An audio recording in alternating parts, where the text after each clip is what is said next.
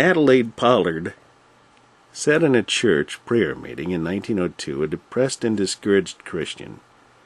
Her whole life had been spent in efforts to teach the gospel of Jesus Christ, and her heart's desire had long been to travel to Africa to minister to those who had never had opportunity to hear such a message.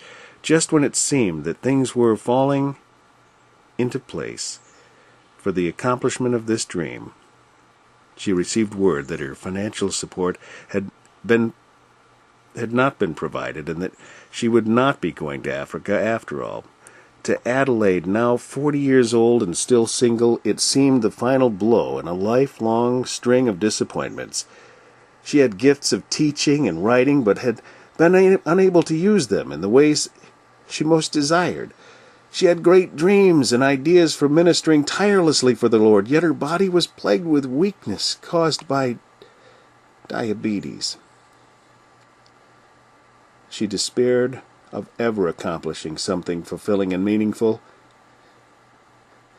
It was at this point that she decided to attend the prayer meeting and found herself sitting beside a frail and elderly woman whom she had never seen before. As prayers were offered and requests were made for blessings, direction, and other gifts from the Lord, Adelaide sat in silence, unable to utter a prayer from her aching heart.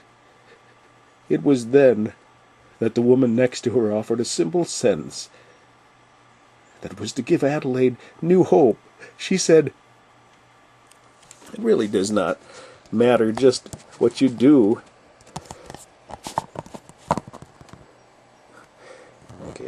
It really does not matter just what you do with us. Lord, have your own way with our lives.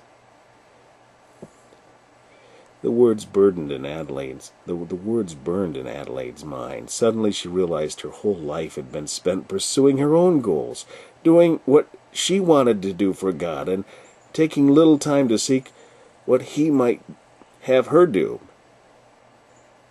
As she walked home from the prayer meeting, her step had a little new lightness, a wonderful new lightness.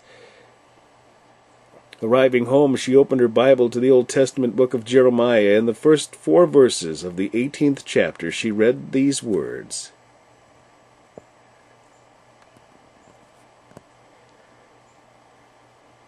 "The word of the Lord came to Jeremiah from the Lord, saying, Arise, go down to the potter's house, and there will I cause thee to hear my words. Then I went down to the potter's house, and behold, he wrought a work on the wheels, and the vessel that he made of clay was marred in the hand of the potter. So he made it again another vessel, and as seemed good to the potter to make it." Adelaide saw herself as the defective pot, needing to be broken and reformed by the master potter after his will. As she meditated upon this thought, the words of a hymn poem began to form in her mind. Before she went to bed that night, she had composed all 4 verses of the popular hymn, "Have thine own way, Lord." It was after this turning point in her life that Adelaide Pollard's teaching and speaking ministry took on new dimensions. She worked for several years educating missionaries at the missionary training school at Nyack-on-the-Hudson. She also spent time as an itinerant Bible teacher and lecturer, and she eventually did have opportunity to go to Africa shortly before World War I. When the war broke out, however, she went to Scotland and continued her missionary efforts there. At the end of the war years, she returned to the United States and traveled extensively in the New England states, teaching the Bible despite her failing health. On December 20th, 1934, at the age of 72, Adelaide Pollard died of a heart attack. True to the missionary zeal that marked her life, she was not at home in bed when this happened, but in a New York railway station, waiting to board a train for Philadelphia, where she was planning to speak. Although she wrote another hymn, "Have Thine Own Way, Lord," is one that's still in popular use today. Perhaps that is fitting, for it was not only her philosophy of life, but her most accurate epitaph. Have thine own way, Lord, have thine own way. Thou art the potter, I am the clay.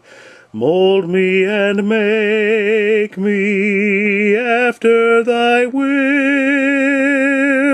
while I am waiting, yielded and still.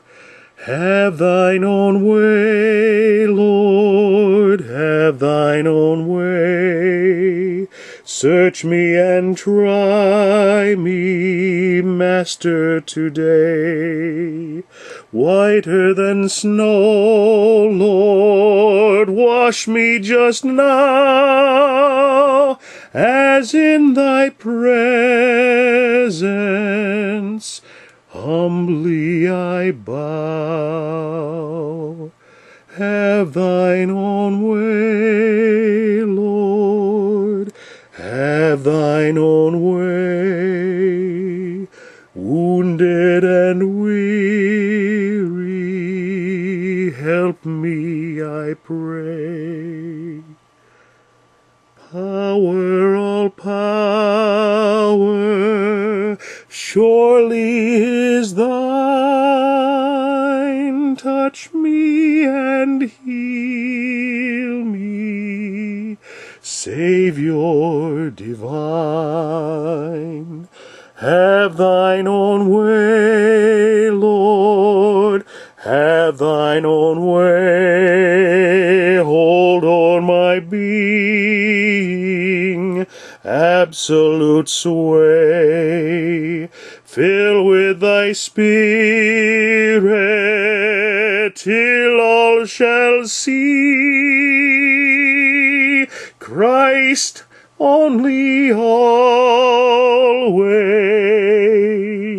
living in